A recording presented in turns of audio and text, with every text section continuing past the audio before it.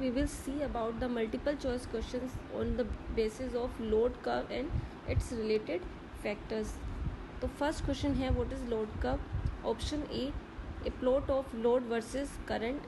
Option B a plot of load versus time. Option C a plot of load versus duration of time. And option D is total number of units generated versus time. तो जैसा कि हमने load curve के बारे में पढ़ा था कि लोड कर्व ग्राफिकल रिप्रेजेंटेशन है लोड इन किलोवाट और megawatt and with time in hours. तो लोड कर्व जो है एक प्लॉट है किस किस के बीच, लोड और टाइम के बीच. तो option D is correct. Next question, what does the area under load curve represent. First option है सिस्टम वोल्टेज, सेकंड है करंट, सी है energy consumed and the last option is maximum demand. तो जो load curve है उसका area है वो क्या रिप्रेजेंट करेगा, क्योंकि लोड कर्व किस किस के बीच का कर्व है, लोड वर्सेस टाइम, लोड और टाइम के बीच का कर्व है. तो जो लोड है उसकी यूनिट है किलोवाट और टाइम है उसकी यूनिट है आवर्स, घंटे. तो ये दोनों मिलके हमारा बनाता है किलोवाट आवर. तो ये किसको रिप्रेजेंट कर रहा है, किलोवाट आवर किसकी यूनिट है, एनर्जी की. तो ऑप्शन सी इज राइट. ये क्या दिखाता है, एनर्जी कंज्यूम्ड.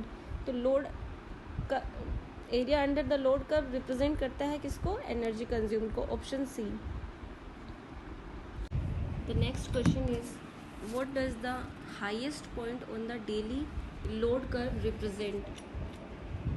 फर्स्ट ऑप्शन है peak load, the second is maximum demand, C is both A and D, D is none of these.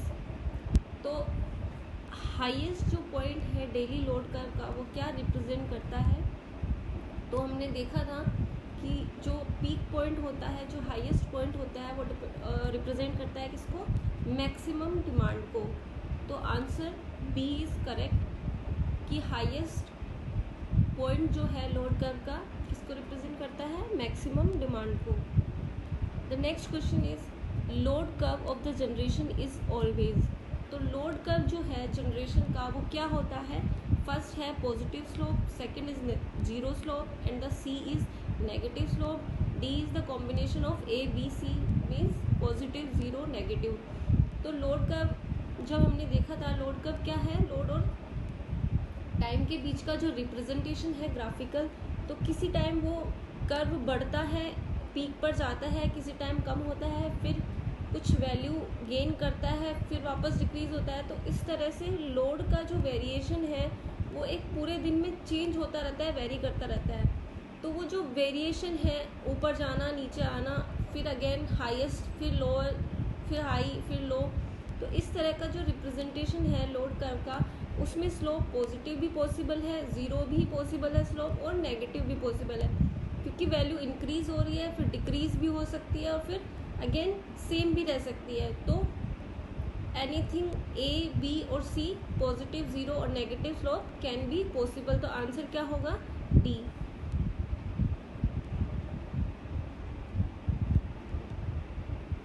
Next है if the daily load curve is divided by 24, what does this curve represent. Option A is average load for the day, B is connected load, C is maximum demand and D is demand factor. तो जो daily load curve है अगर उसको हम 24 hours या 24 से divide करते हैं तो वो कर्व क्या रिप्रेजेंट करके देगा हमें, average load for the day. क्यों, क्योंकि एवरेज क्या होता है, अगर हम एक दिन की बात करें तो एक दिन में होते हैं 24 आवर्स.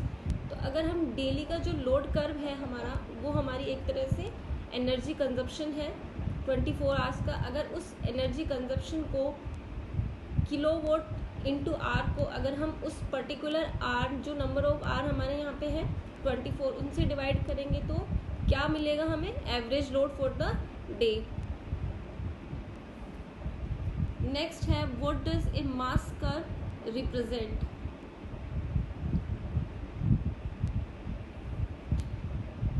फर्स्ट ऑप्शन है एवरेज लोड, सेकंड ऑप्शन है the total energy consumption by the load up to a particular time in a day, C है the number of hours for which a particular last during the day, D है the variation of load during different hours of the day. तो जो mass curve है वो क्या represent करेगा? The correct answer is B, the total energy consumed by the load up to a particular time in a day. मतलब किसी भी दिन के एक पर्टिकुलर टाइम पीरियड की अगर हम बात करें तो उसका जो टोटल एनर्जी कंजप्शन है वो किसको रिप्रेजेंट करता है? वो मास कर्व रिप्रेजेंट करता है। तो answer B is correct. Next है what is load factor. Load factor की डेफिनेशन हमने देखी थी। तो लोड फैक्टर क्या होता है? फर्स्ट है the ratio of average to maximum demand, second the ratio of maximum demand to average load, third है the product of maximum demand and average load, और डी है the ratio of average load to the plant capacity. तो answer क्या है इसका? The ratio of average to maximum demand. Option A is the correct answer, क्योंकि load factor का हमने देखा था कि लोड फैक्टर क्या होता है?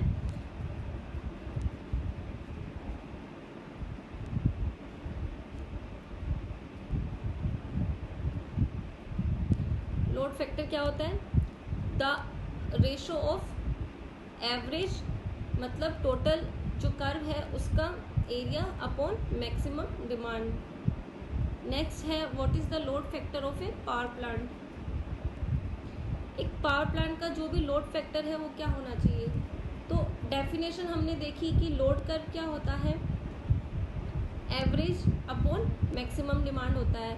तो ये लोड फैक्टर क्या होगा? Greater than unity, less than unity, always more than unity, always more than normally more than unity. Option D.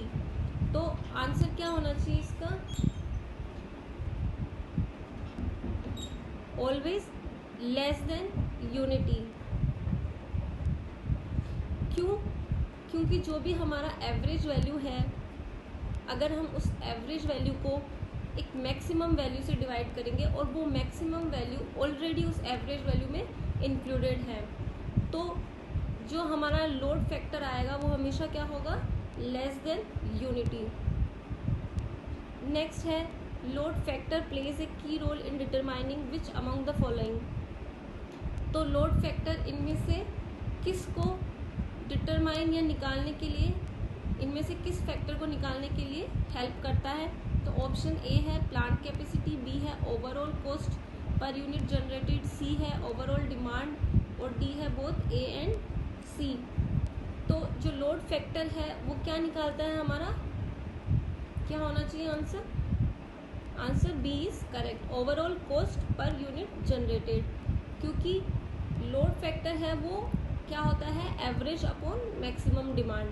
तो जो total area of the curve है वही हमारा क्या है? Energy consumption. तो इससे क्या होता है? क्या निकलता है हमारा? इससे हम क्या निकाल सकते हैं? Overall cost per unit generate. मतलब एक यूनिट जो भी एक यूनिट की कॉस्ट क्या है वो हम किससे डिटरमाइन कर सकते हैं? लोड फैक्टर से। नेक्स्ट है प्लांट कैपेसिटी फैक्टर। तो प्लांट कैपेसिटी फैक्टर क्या होता है? फर्स्ट है the ratio of KWH kilowatt hour generated to the product of plant capacity and the number of hours for which the plant is in operation. Option B है the ratio of sum of individual maximum demand to the maximum demand on power station. Option third C है the ratio of the actual energy produce to the maximum possible energy, and option D is the ratio of maximum demand on the power station to the connected load। तो क्या answer सही होना चाहिए? Plant capacity factor हमने देखा था, option C is correct, the ratio of actual energy produce to the maximum possible energy. हमने बात की थी इसकी कि प्लांट कैपेसिटी फैक्टर किस किस का रेशो है? जो एक्चुअल एनर्जी प्रोड्यूस हुई है और जो मैक्सिमम पॉसिबल एनर्जी हम प्रोड्यूस कर सकते थे, उन दोनों के बीच का जो रेशो है वो क्या होता है? प्लांट कैपेसिटी फैक्टर, मतलब ये एक तरह से प्लांट की कैपेसिटी बताता है कि एक्चुअली में इतना प्रोडक्शन हुआ है पर मैक्सिमम इतना पॉसिबल था। नेक्स्ट है capacity factor will be very low when the power plant, तो फर्स्ट है is operated as base load plant, B है is operated for supplying base load as well as the peak loads, C है is operated in emergency only and D है is under maintenance. तो capacity factor will be very low when the power plant, तो capacity जो factor है वो बहुत कम हो सकता है, जब सिर्फ और सिर्फ ऐसा कब हो सकता है कि जब ये इमरजेंसी कंडीशंस में ऑपरेट करे। जनरली ऐसा नहीं होगा बहुत लो, पर वेरी लो कब हो सकता है, जब इमरजेंसी कंडीशन में ऑपरेट करे। नेक्स्ट है third, A thermal generating station has installed capacity of 15 megawatt and supplies a daily load of 10 megawatts for 12 hours and the 5 megawatt for remaining 12 hours. The plant capacity factor for this station is, तो ये numerical है, इसको हम solve करेंगे। सबसे पहले plant capacity factor हमसे पूछा है, तो प्लांट कैपेसिटी फैक्टर क्या होता है, अभी हमने देखा था कि प्लांट कैपेसिटी फैक्टर क्या होता है, actual energy produced upon maximum possible energy. तो एक्चुअली में हमारी एनर्जी कितनी प्रोड्यूस हुई है, एनर्जी हमारी क्या होती है, लोड इनटू आवर्स। तो हमारे यहाँ लोड क्या है, इंस्टॉल्ड कैपेसिटी कितनी है हमारी 15 मेगावाट, और ये सप्लाई क्या कर रहा है 10 megawatt for 12 hour and 5 megawatt for remaining 15 hour. तो जो मैक्सिमम कैपेसिटी है जिस पे ये वर्क कर सकता है, इंस्टॉल कैपेसिटी, वो दी हुई है हमें 15 मेगावाट।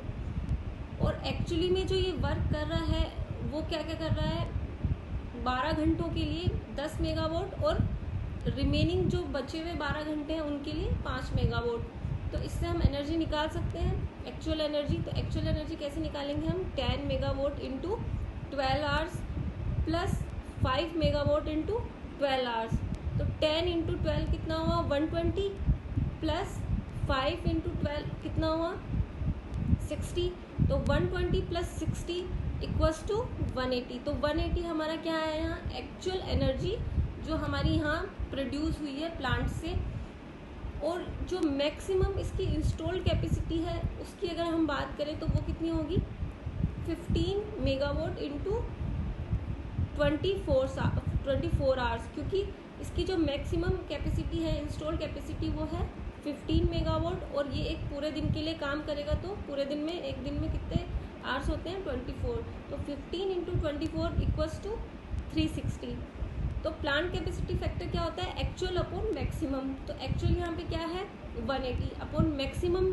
अगर हम बात कर रहे हैं तो 15 मेगावाट के हिसाब से मैक्सिमम कैपेसिटी इसकी है, एनर्जी कितनी है 360। तो 180 अपॉन 360 क्या दे रहा है हमें 0.5। तो option D 0.5 is correct.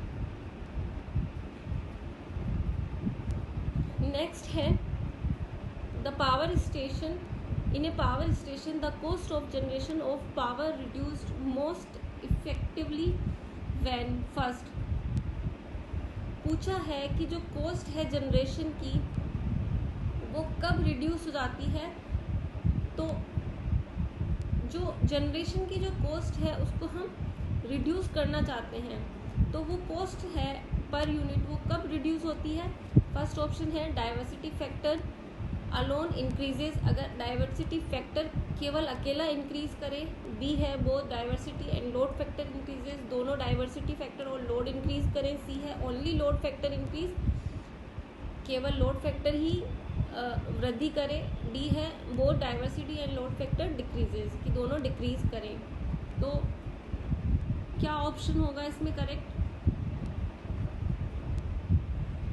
Both diversity factor and load factor increases, option B is correct. क्यों, क्योंकि हमने देखा है कि डाइवर्सिटी फैक्टर ग्रेटर देन 1 होता है तो it's good for the system and also same for the load factor. अगर लोड फैक्टर ग्रेटर देन 1 है तो ये सिस्टम के लिए अच्छा है, इससे जनरेशन की जो कॉस्ट है वो रिड्यूस होती है।